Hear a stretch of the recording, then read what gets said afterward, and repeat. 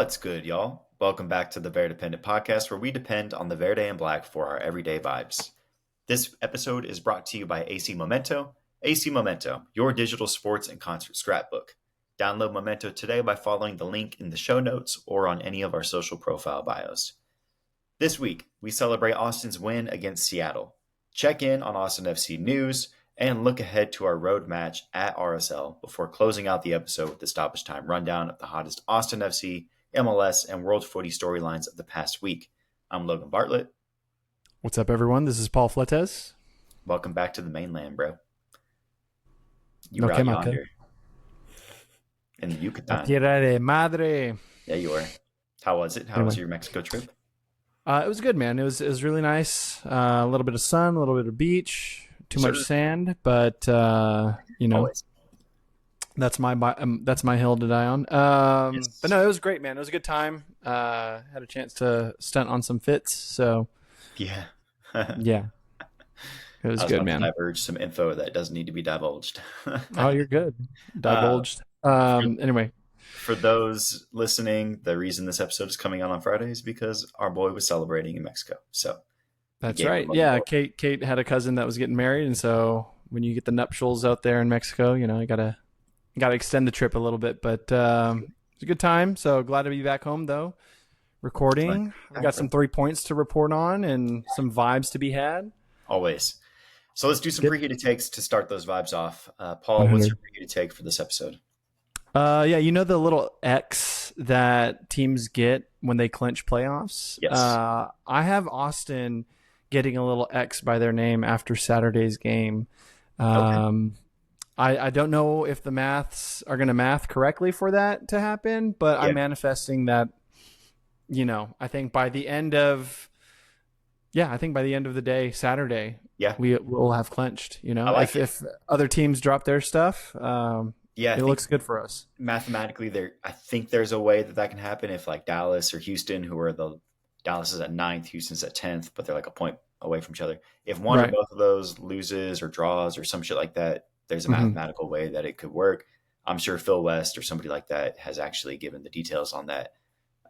So I'm just going to manifest. We're just here with the vibes. Yeah, I'm going to manifest that vibe with you that we got the basic math right and it's happening. So I like it. That's right. My preheated take is that Austin will earn a shutout on the road this weekend. Right? I don't want to get too in the nitty gritty of how that might happen because we got the second half to talk more in detail about that. But for sure, I think we've seen some defensive changes in terms of formation. RSL is pretty down bad right now. They are. I think this is a good chance or a good opportunity for the team just to prove to themselves that like we can hold it down on the road. We can get a big win on the road for sure. As we near playoffs where we may be facing a team on the road. Yeah, that's my preheated take. I like it. With that, let's run it back to this past weekend and let's talk about the big win that Austin earned against Seattle. Yes.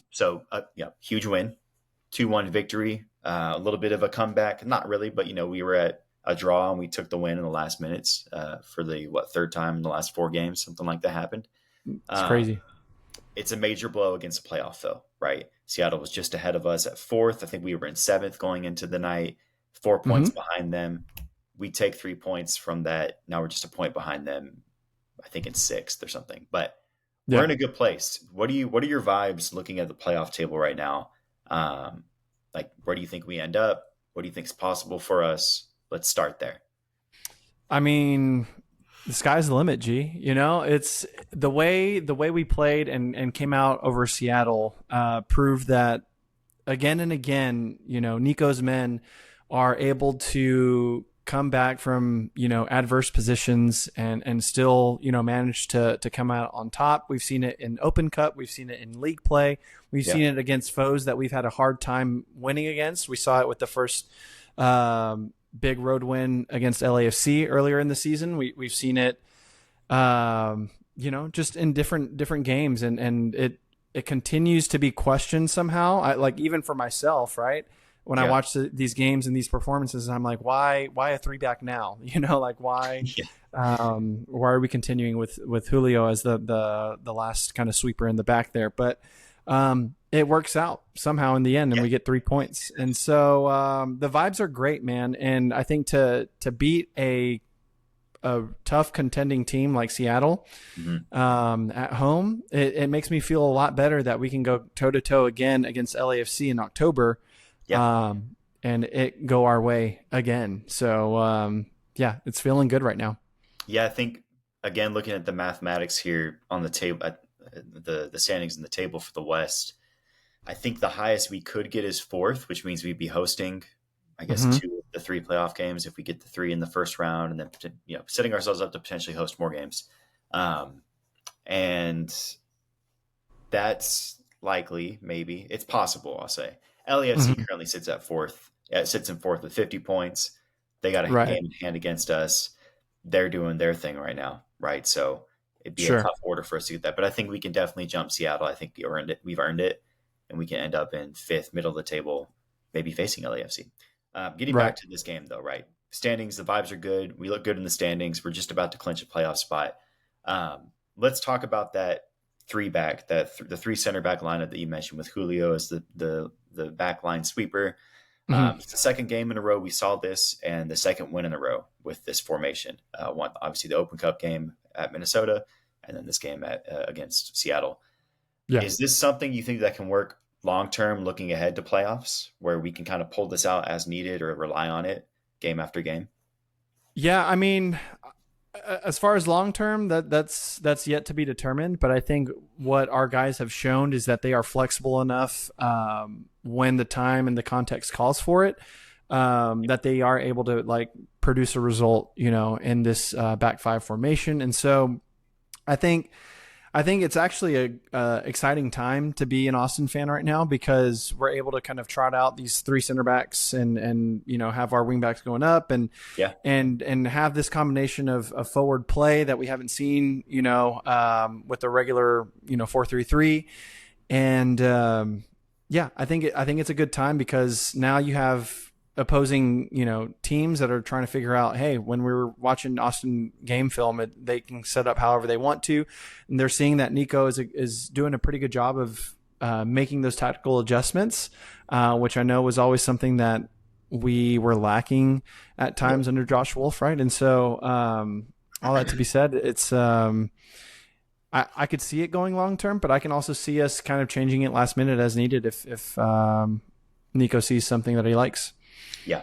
I think that's a good building on. I'll build on that, saying like the fact that we can pull out different tactics and execute them successfully and get 3 points home and away is Yeah. a big upper hand, like mentally for this club, right? Yeah. Because it it makes scouting a little more difficult when Mm-hmm. facing up against Austin FC, right? Because you don't know if we're going to rock the three back and play a little more counter heavy, maybe try to cede possession in that way, or we're going to rock the 4-2-3-1 and play our possession heavy game where we can kind of build up and attack, Sure. and play out by the wings. So it adds a sense of uncertainty and just kind of like you got to prepare maybe a little less in depth for multiple options. Right. Whereas Austin FC of old, you could kind of look at game by game, year after year, and say they're going to play this way, and we know how to Mm-hmm. stop them. And Yeah. that's what we saw more often than not. So yeah, I think it adds a expansive fold to our tactical genius that Nico could bring for us, and add some new opportunity for us to put defenses and put other teams on the back heel. For sure. And the fact too that we could switch to this mid game, right? Like there's so many opportunities now where you make one sub, you take a midfielder off, you put a third center back on, all of a sudden we're rocking this five back in the middle of Yeah. the game, and switch the tactic up and still be successful in offense and defense. So Yeah. it's cool. Like you said, I think it's going to be a case by case, right? Matchup by matchup, but it's just good to have some like agility, right? Some to be able to be flexible and agile in the face of Right. matchups and not just have to be like, well, this is what we got. Yep. We can only do the four, right? It Yeah, definitely adds that different dimension, which is awesome. But it does. yeah, I think a key part of that is probably talking a little bit more of our players, impact players coming off the bench like Diego Rubio and Yeah. Fodrey. So I don't know if you want to talk about We'll that get a to little that bit. now. Yeah. So, Yeah. Rubio bags the opening goal with a little bit of sneaky pressure on the back line of Seattle. That was so Taps a good. breakaway and hits it far post, slots it. Then we had obviously CJ coming off the bench, flexing his super sub muscles yet again for the third time in Mm-hmm. 4 games, getting a goal contribution to win the game for us. And then Stuver's heroics are on full display, right? Yet again, Yep. he's holding it down between the sticks. He registered, I think, 5 saves. He's just a few away from breaking Tony Miola's record. Miola's.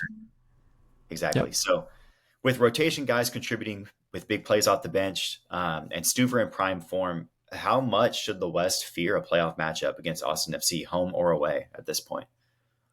If they're smart, they should have a respectable amount of fear. But I think maybe just saying respect, I think, is a safe word for that, because those of us that know the MLS know that on any given night, any given match, anyone can beat anyone. But seeing an Austin team that is gelling and that is producing multi-goal games, it's something that, people have to look out and go, hey, like they aren't just going to do the same old, shtick. It's like we were saying before, it's multidimensional.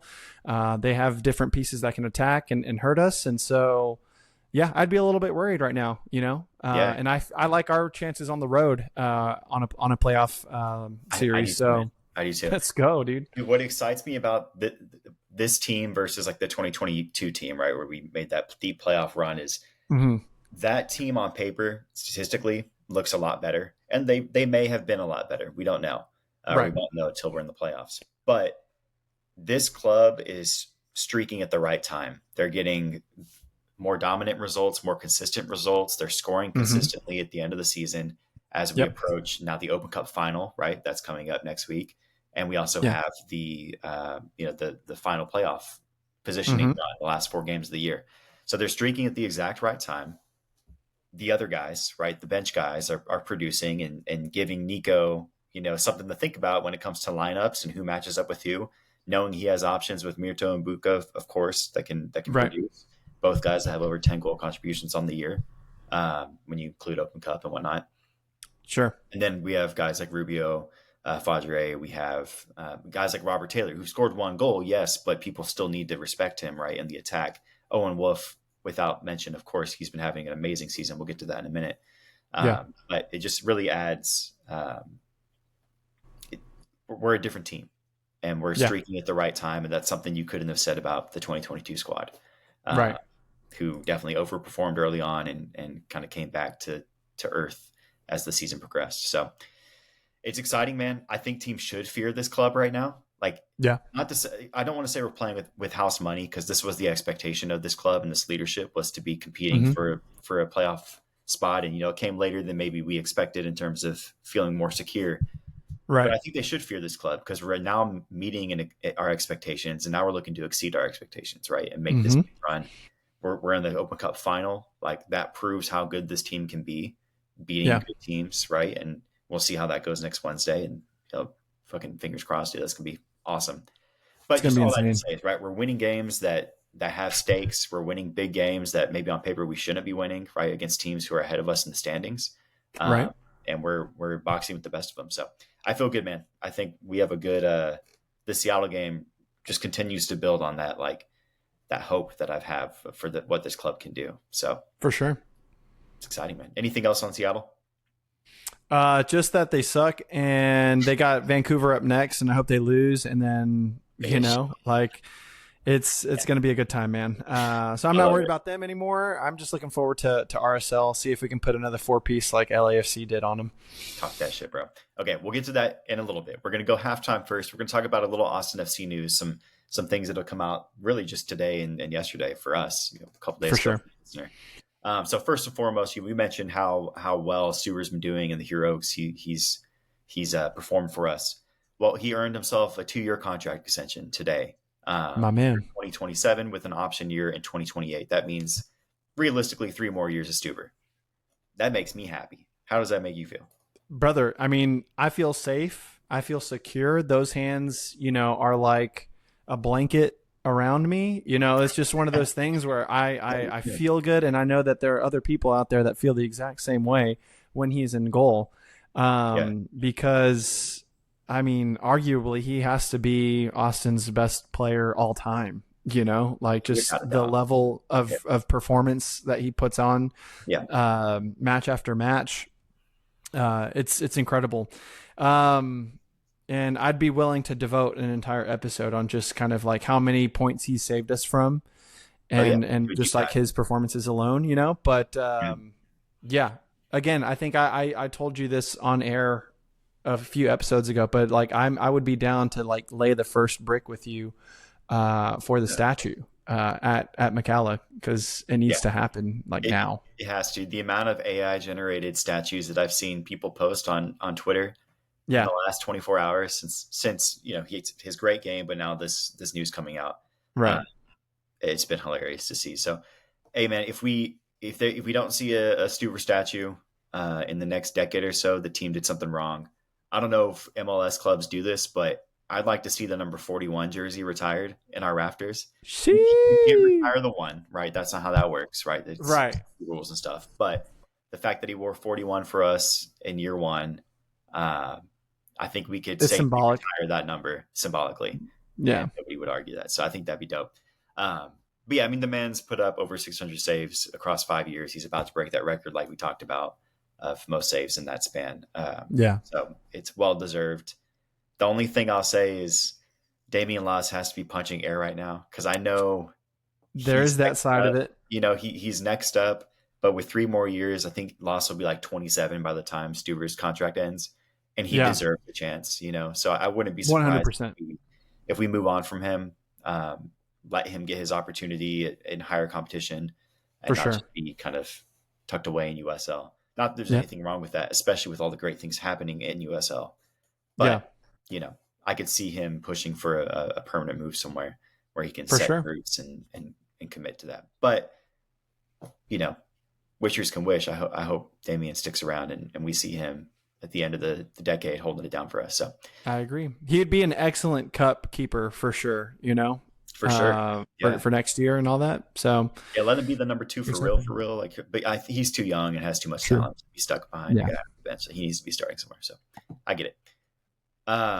Speaking of young talent and the guys that are next up, Matt Doyle released his 22 under 22 rankings for 2025, and our Hmm. very own Owen Wolf, unsurprisingly, has skyrocketed to fifth place on this list. At just 20 years old, he has a chance to top this list in the next year or two. Uh, Yep. what is there to say that hasn't been said already? I mean, we've been glazing this dude for the last 5 months, so like, what else? I Can mean, rightfully so, brother. Rightfully so. I mean, I think more people need to add their glaze, but I will say this. I'm pretty sure I said this, if not on air. I know I mentioned it to you in private, but I always look at these lists and I'm wondering, like, when is Owen going to crack the top 5, top 10? yeah, And with the performances that he's strung together this season, it does not surprise me one iota that he's on that. And it wouldn't surprise me ultimately if, it ends up with him being, I think we mentioned this already, but the MLS player of the year. Cause like if he yeah, the continues young that friend here, form, yeah. I haven't seen who else is in front of him, quite frankly, but San Diego center back, he's better homeboy than him. Ovid Vargas is that his name? Homeboy in Seattle, Obed Yep. He beat Vargas. him. Yeah, he's a number one. He's number one right now, but Yeah. I think that's just a mistake. So anyway, Right. There you go. But yeah, our boy, Owen is him. So damn right, we just got a team full of hims, huh? Like bro, for real, just they. for real. And CJ Fodrey appeared in Doyle's honorable mentions for the youth, Yes. the 22 under 22. So this was a separate article that he posted on that Doyle posted on his Substack, where he's highlighting like all the guys that just missed out, right? Mhm. And yeah, after this great run of form that CJ's had, like he's deserved this honorable mention. Yeah. Having just signed a contract extension with options through 2029, end of this decade. Yeah. What is realistically CJ's ceiling here in Austin with the roster as it is? I think what's so interesting about CJ is, I mean, we've only had a chance to see him. I say only, but like largely seen him used against tired legs. And I really want to see him start off and on the front foot if we want to be aggressive in the opponent's box. I mean, he is that guy that wins like just about every duel that is up there. Yep. Yeah, he's you got know, hops. in the final third. And so like his ceiling is wherever that last fickle hair of his can reach, you know, on a jumper, because he's up there, man. And so, yeah, I think there's that. He's got good finishing. We've seen that clinical Of course. game winner, a little Rocket League style golazo. It was just like, dude, I mean, keep it up, and I would not be surprised if you know, he's that number 9 right after Brandon. Yeah. So I think that's where the uncertainty lies with me, right? Because Brandon Mm-hmm. signed a 4-year contract through 2029 as well as a For sure. DP making a bag, right? Yeah. You know, CJ's gotten the opportunity, of course, with Brandon's injury, and he's earned every minute he's played, and probably earned more than are available. You know, Yeah. but long term, right? You know, you look at that contract, both lined up through 2029.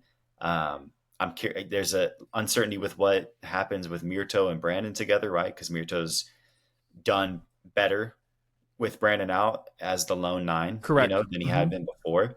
Yeah. Maybe that's just circumstance. I think they figure it out over time. But all I like to say is, right, we have a logjam at the 9 if that's the case. If we have Brandon and Mirto and Rubio and CJ, right, it gets a little weird. Long term, it loosens up a little bit, right, because there's more flexibility. Mm-hmm. Contracts can go. Um, I mean, regardless, I'd love for CJ to stick around. I think he could be an amazing super stub. He'd be amazing, like Cup and Leagues Cup kind of guy that can play Mm-hmm. spot minutes as a starter during the season behind Brandon. I could see a scenario where we're playing 2 guys up top, 2 strikers up top, with him and Brandon together, right? Like for thinking 2-3 years down the line. For sure. But you know, if his stock keeps rising and their contracts line up like they do, I could also see him making a big move somewhere where he gets that True. opportunity. But you know, age 100%. wise, right? We're looking at Brandon. He's 26, or he signed at 26. He might be 27 now. Yeah. I think CJ will be around that age by the time both their contracts run out.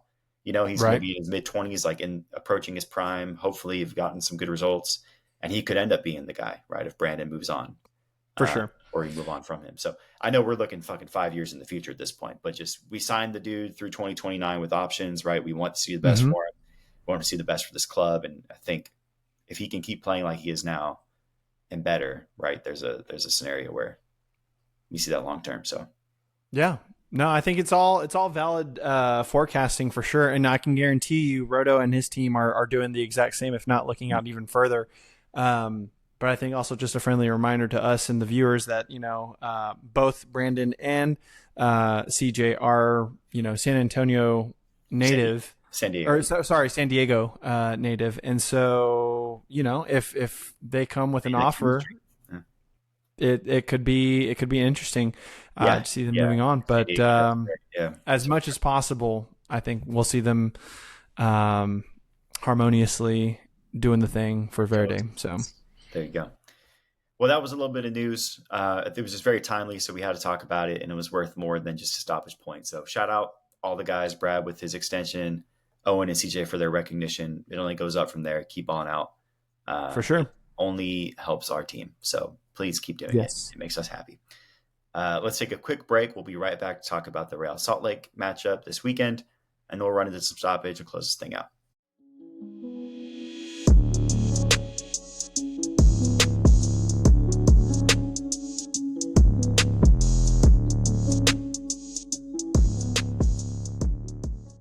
And we're back. This weekend, Austin visits a Real Salt Lake squad who are fighting for their playoff lives as they sit just 3 points back of the play-in.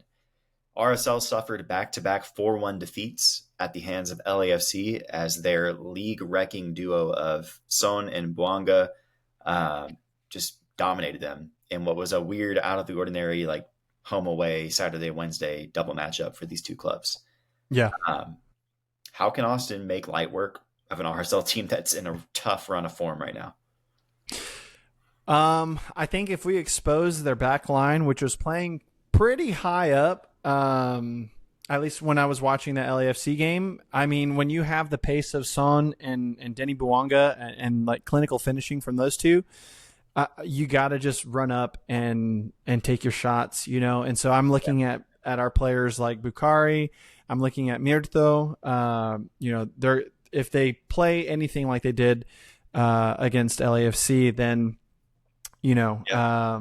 we should have those opportunities. Now, on the road, we haven't won there since, what was that, 2 years ago, 23. 2023? Yeah. Yeah.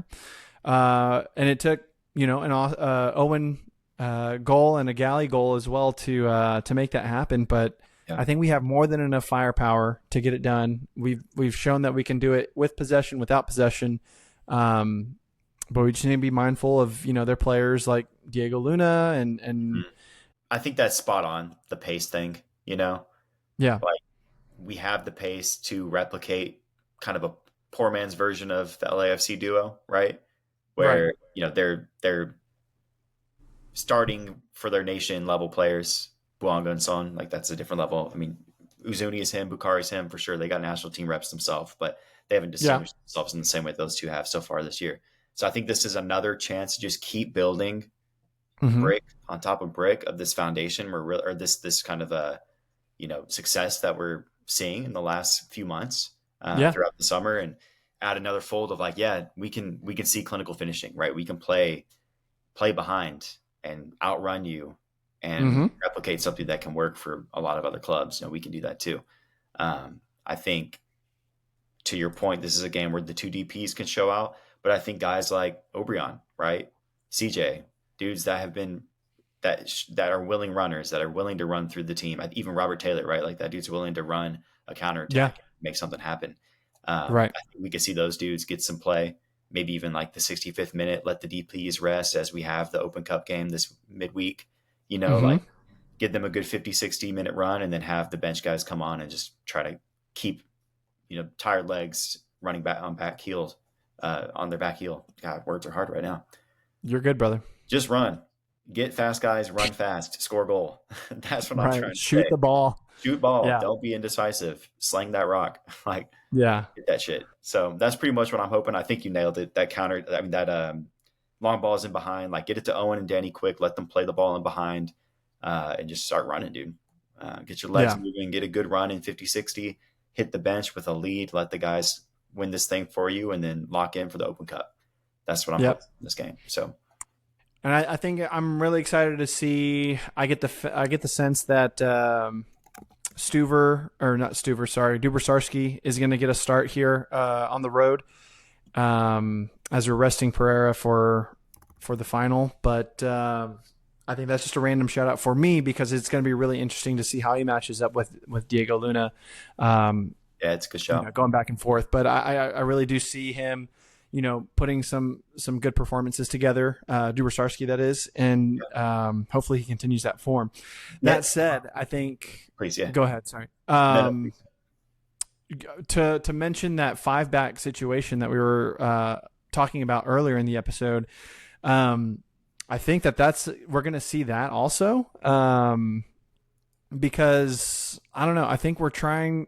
I don't want to say to rehearse the 5-back in preparation for the final, but I think it's a good opportunity to get a team that's down on their luck, to just kind of suffocate them, and spring our guys up top for the counters. But yeah, what are you thinking? Yeah, when I wrote this down, I wasn't even really thinking about the Open Cup final being a few days away in terms of the lineup. Like, of course, it's on my mind that game is happening, Yeah. but I wasn't thinking of the implications of this match ahead of that Mm-hmm. one. So, I mean, I think it would make sense to do the 5-back, but if we're looking at stamina-wise and Mm-hmm. freshness of legs and all that kind of thing, like with how few center backs we actually have on the roster and how Sure. many minutes they've been playing across the board, this could be a match where we revert back to the 4-back just for the simple sake of saving legs for Wednesday, because Of we're course. starting 3 center backs right there, right? Like maybe it's Djordjevic, maybe it's Julio, so that one or both of Heinzike and Svatak can get a little bit of rest ahead of Wednesday. Right. But we might see like a full rotation and or like a second half sub for one of the normal starters like BHI or Svatak while Mm-hmm. one of the other guys starts next to them. I could be completely off there and they're like, keep playing me. I'm in form. Like I'm feeling myself. I'll be good for Wednesday. Like I'm not worried about Yeah. it. And maybe they're saving legs by taking an extra day off in the middle of Sure. the week. Right. So that could just be, that's just a hypothetical I'm thinking in my head, but there's definitely the possibility of reverting back to something for the sake of legs, right? Because we have Right. only 4 center backs on the roster that we'll probably choose from. Really, just 3 that we choose from for the final next For week. sure. So, And I will say, regardless of what we end up doing, I would like to see if we do find ourselves with a 3-back formation against RSL. I just want to see us execute this the cleanest that we've seen so far. Meaning, and I'm not the only one that feels this way, but I would argue that it hasn't been the prettiest on the back line. It's been a lot of bend, don't break, right? When teams are countering against us, they're in our final third. And it just hasn't always looked like our center backs are communicating, but there's still a level of like trust and understanding because it's, again, Julio's got to be absolutely killing practices for him to be the last one back and kind of being the stopper there. But I want it to feel and look like everything is just absolutely getting handled the way it should be, still being able to keep possession afterwards and control the game that way. Instead of just haphazardly clearing everything out and away. But you make a good point though, because we didn't talk about this much in the Seattle recap because the vibes are high. We don't need to dwell on the negatives too much, but it wasn't the prettiest of defensive showings, right? Again, we celebrated Stuver's heroics for a reason because he saved our ass, right? It should have been. I was sitting there at kind of in the upper corner of the supporter section, with my lady and a coworker of mine and a couple coworkers of mine came out. And we were talking, and it's like we should have been like 4-1 Seattle at one point without Stuver saving some crazy ass goals, right? Very high XG chances in the middle of the box off of backtracking center backs, through balls in between. Great passes from Seattle attackers, right? So without Stuver, it's a different picture, and we celebrate that. And we got the 3 points. So that's what we focused on. But I agree with you. I want to see a clean performance where the 3 center backs look like 3 cohesive center backs that shut shit down, right? And it's not just a glorified track race where 3 dudes are lumbering back, hoping that the pass is a little errant and not spot on. So I think that's a good shout. Let's see a clean version of it as we prepare for the Open Cup final, as we prepare for the playoffs, whether it be this game or just games moving forward, depending on what we do. Correct. Let's get to predictions and then run over the stoppage. What do you predict? Hell yeah. Well, just looking at our form, I don't know if you've had a chance to check it out, but so far, every time that we've had a win, it's always been paired with another win, either on the front end or the back end. So we've had these pairs of wins kind of throughout the last few weeks. And so right now we're sitting on a single win following a loss before that. So we're on track to complete another pair of wins. And so I've got us a comfortable 2-1. We'll probably let something slide. Actually, I lied. They're not going to take a whole lot of shots. So I get the sense that 2-0 is going to go Austin's way, and other results across the league are going to go favorably, and then we get that little X. Yep. I was thinking the same thing. I called the shutout at the top of the episode for this weekend. Okay. Yeah. And I was thinking 2-0 as well, right? We've scored 2 pretty consistently over the last couple months, both in league play and Open Cup play. I think we can do it again. I think the team needs to see that consistency, and they've earned it, right, in terms of just building legitimate attacks. I'd like to see it a little more comfortable than the last 3-4 games where we've had to get game winners and stoppage and extra time and whatnot. Sure. I'm not mad at that. That's good storytelling. I mean, that's good for the story, good for the vibe. 100%. Yeah. But like I said, I would like to see a kind of more dominant early game where we're up 2-0, maybe by the 60th. We see our stars sit and get some rest, and the other guys close it out nice and easy. Sure. So that's what I'm predicting. 2-0, a little bit of a comfortable win. Don't get struck by a cowering wounded animal in the RSL who are licking their wounds after LAFC. So just handle it how you should. Know that they're going to be a little feisty maybe. So for sure. Shall we get to stoppage? Let's do it, dude. Stop away. The Golden Boot race. Let's talk about that real quick as we approach decision day. It's sprinting to an end as Messi takes the top spot with games in hand for Miami. And the Son Buanga combo has vaulted Denny into what looks like a 2-horse race. I think Messi's at 24 with 25 or 6 games left, and Denny's at 22 with five-ish games left. Who will take it? Who's going to take the Golden Boot this year? I mean, my stance on Messi, bro. If I have to go anti-Messi, I will. So Yeah. I want to go Denny here, but the reality is that the Eastern Conference is just so bad defensively, and I'm just watching these highlights of Messi just cooking, Yeah. NYCFC apart, and it's like, yeah, I mean, yeah, if your keeper's running out that far out, sure, he's just going to chip you or do whatever. But anyway, that's just me being a hater. I get the sense that Messi is going to do his thing. It's too easy over there for Miami. But, I mean, Denny, though, is a different level also. And I think he's the first MLS player, if I'm not mistaken, to go 3 consecutive seasons with 20 goals. Yep. I mean, I think he's only the third ever to do back-to-back 35 goal contribution seasons or something, or 30 plus goal contributions in a season. Yeah. So, dude's on a different level.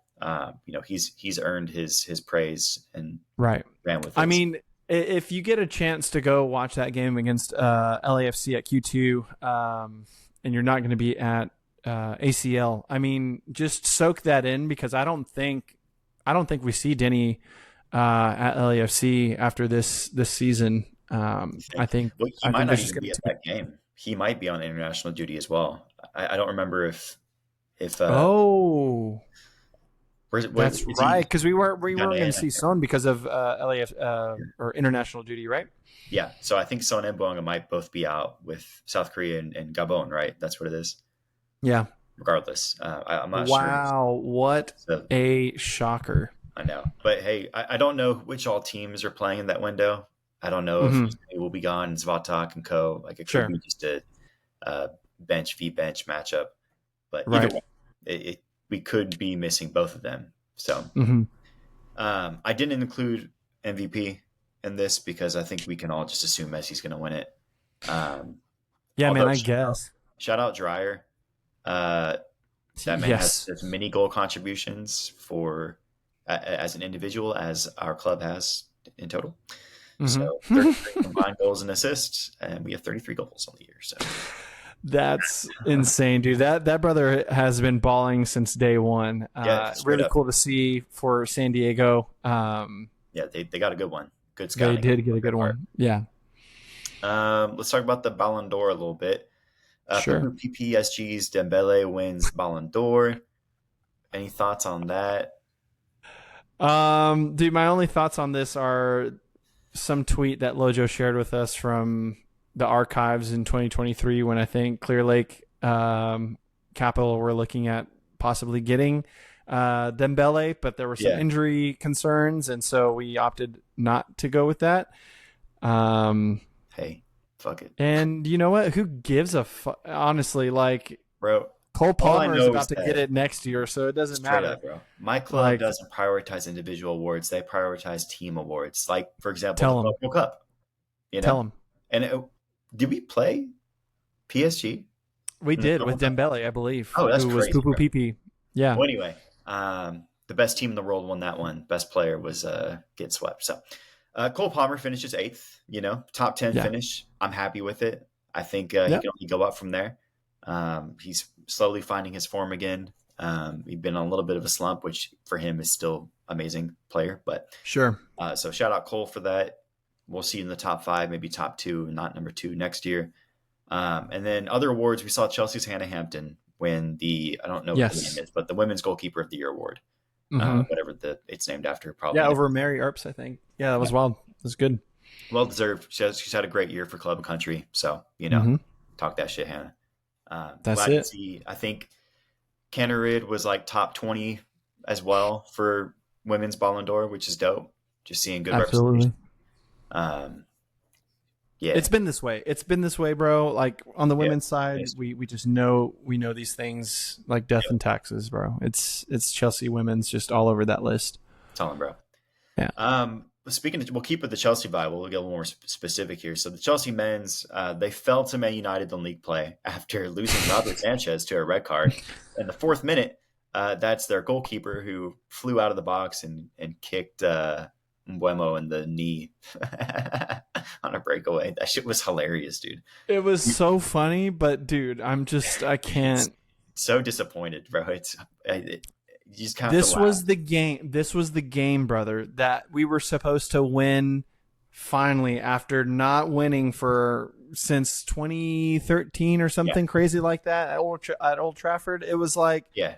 And oh, immediately, literally immediately, this bro was like, "What yeah, if?" oh, we're too good. We're too good. Yeah, We got to come down. Yeah, like, oh my god. And then I'm not gonna pull back any punches here, but bro, Maresca, what was dude. that? No What substitution, was that game spazzing. management?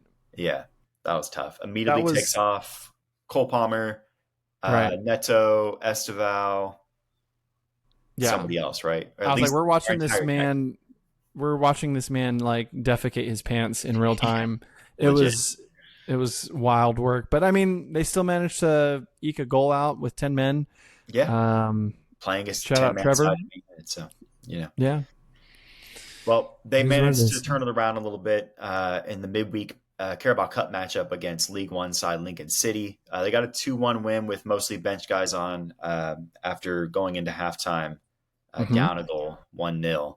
They Yep. came back on the backs of Evil Saka and, you know, the other Buona notte. yeah, that was like the other dude whose name I can't remember, but Yeah. I Good can see night. his face. Yeah, good night there. Yeah, good night indeed. Um, yeah, and they came back and won the game for us. A little nervy, but then they got it and held it down. It was fun watching that game. Lincoln City is just a team of 11 Brexit boys just holding down the culture, bro. They're like, it was the That's right. craziest, like, stocky Wayne Rooney wannabe white dudes possible. Oh yeah, just copy paste a bunch of Yeah, Wayne Rooney's up on the yeah, pitch. just That's like all awesome. over the field talking shit. Just the most like belligerent, Yeah, hard to understand English accents of all time. absolutely. Trying to talk Yeah, shit to Gusto and Co. And they're just like, right. huh? The wanker count is too high, bro. Dude, yeah, straight up. Yeah.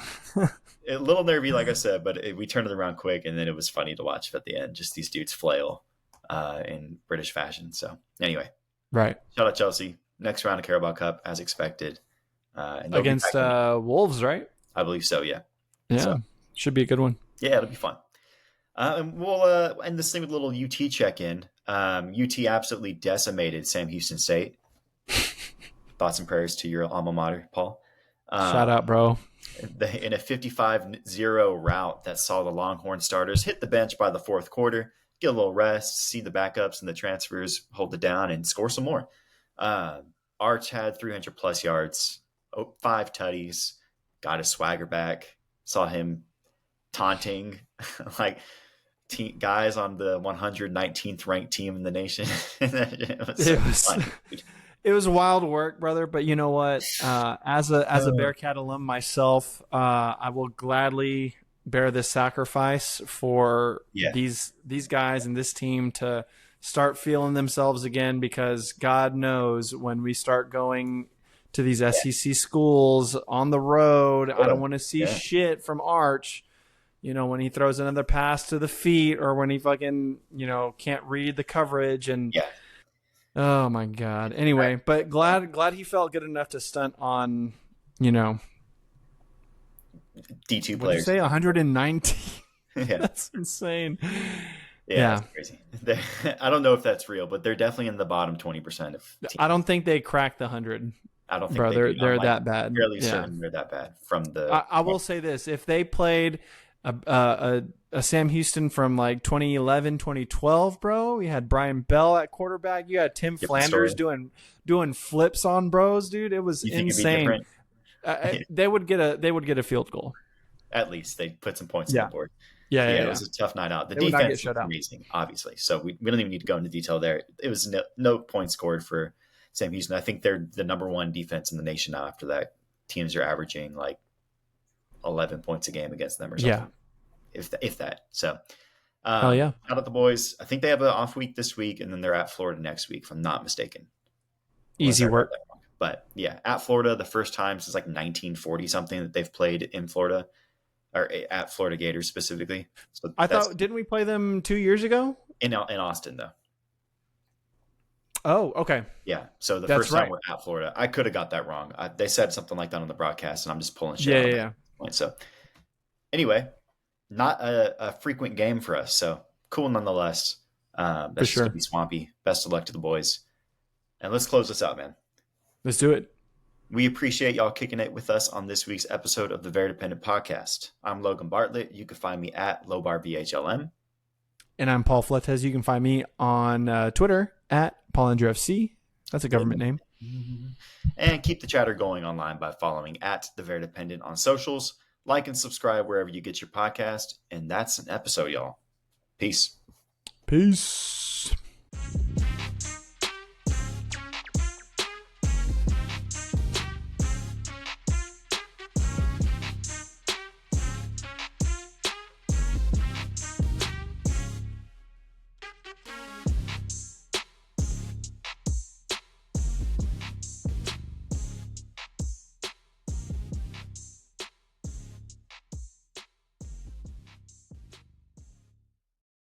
Oh, why are you screaming at me? Oh my God.